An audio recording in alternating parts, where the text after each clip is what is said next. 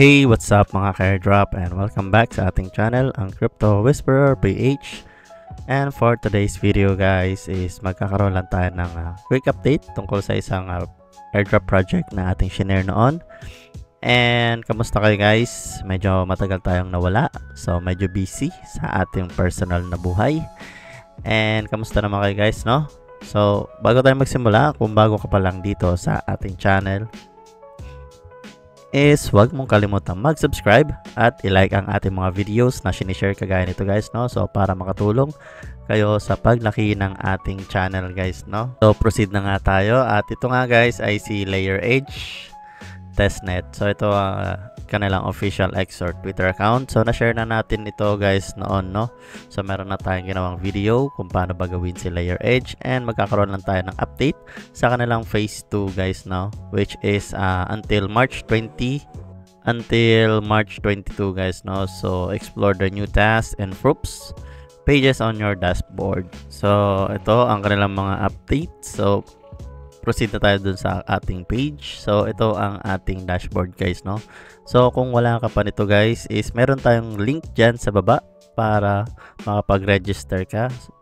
And ating referral code is ilalagay ko na rin dyan guys, no? So ang pag-register lang yan is pag-connect ng inyong wallet at pag-input ng inyong referral code. So importante yung code dyan guys, no? So i-check nyo na kung wala pa kayong Layer Edge. So proceed na tayo sa kanilang task. So makikita natin dito sa gilid guys is may mga new, yan, mga nagbi-blink na new tab guys, no? So dito sa task, pupunta tayo sa task is, and guys, no? So coming soon pa lang.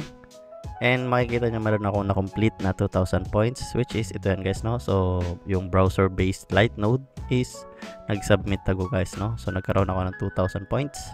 And yung mga coming soon na task is yung kanilang OG Pledge Pass, which is mag-start 10 hours and 46 minutes from now. Kasama rin yung Mint Pledge Pass guys, no? And submit a proof. So ito hindi ko pa alam kung paano gawin yan guys. Complete task, submit lang natin. Try natin submit lang, no? So submitting siya. Then ito, yan, ako complete ko na nga yan guys. So ito, papunta siya sa submit proof. Wait lang, balik tayo doon sa task guys, no? So ito CLI, ito ay for PC users siguro guys, no? So hindi ko rin pa alam kung ano bang gagawin dito, which is coming soon pa naman, no? So magkakaroon siguro naman sila ng update kung paano gawin yung CLI, pero alam ko for PC lang talaga yan. So ito mga main task na kailangan nating abangan, yung OG Pass and yung Pledge Pass guys, no? So sa proof, so ito nga guys, no, wala akong idea kung anong klaseng proof ang kailangan nila. And yan, so mag-update ulit ako pag nagkaroon na ng update dyan guys sa submit proof guys, no? And then under ng Mint, ito guys, no, pwede ka mamili 1.2 boost kung gusto mo yung free Pledge Pass, or kailangan gusto mo ng times 3 boost sa inyong points. So 100% min fees back at TGE. So babalik din nila guys, no, yung kanilang fees dito sa pag-pledge. So magkano ba ang OG Pass na ito? So 0.009 Ethereum. So mura lang yan guys, wala pa yata $1 yan. So mag-stack na kayo ng inyong pang gas fee guys, no?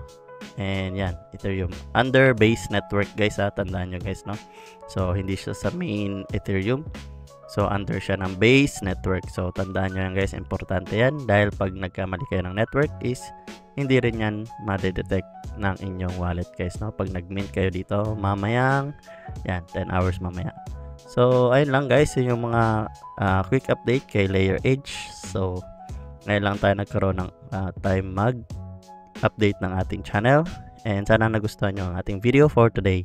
So kung nagustuhan mo ang ating video is huwag mo kalimutan mag-like at i-subscribe ang ating videos, or I mean ang ating channel guys, no, para sa mga future updates kagaya nito. And kung may comment ka pa dyan guys is let me know dyan sa comment section sa baba.